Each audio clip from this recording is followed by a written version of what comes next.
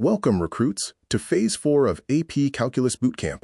Your clearance has been verified. Today's operation focuses on the contextual applications of differentiation, specifically covering topics 4.1 through 4.3.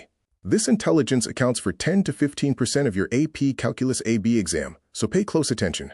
Let's begin. Here is your situation report. You have mastered the training ground of mechanical differentiation in Units 2 and 3, operating with pure equations. Now we enter the battlefield of the real world. Here, words replace equations, and context replaces variables.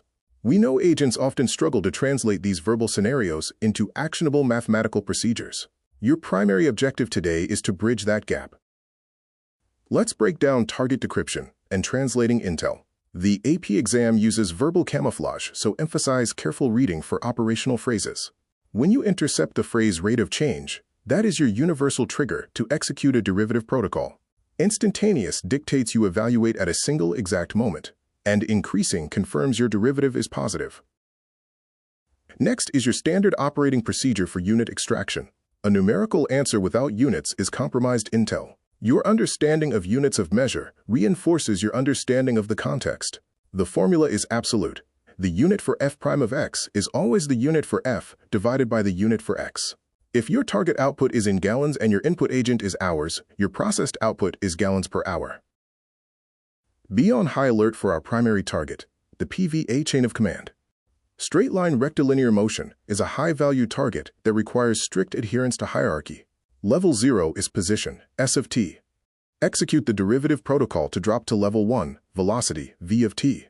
Execute again to reach level 2, acceleration, a of t.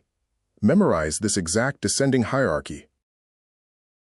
We continue our visual reconnaissance by mapping the trajectory. Visualizing motion requires cross-referencing intel across the chain of command. Look at the graphs. A target changing direction is confirmed when velocity crosses exactly 0. Remember, a target at rest is holding position. Listen up, because this is a primary threat level. Speed is not velocity.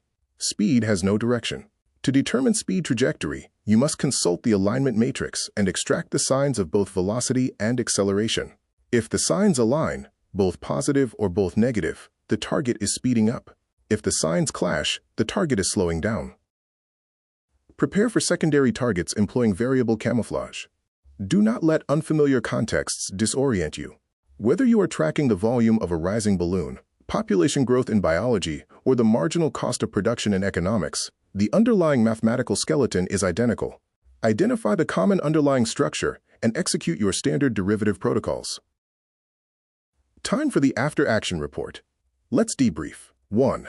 Rate of change is the universal command to execute a derivative. 2.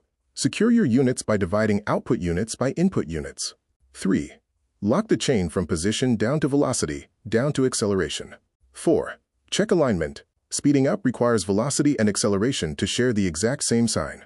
You are now prepped for the next phase. Related rates. Status: dismissed.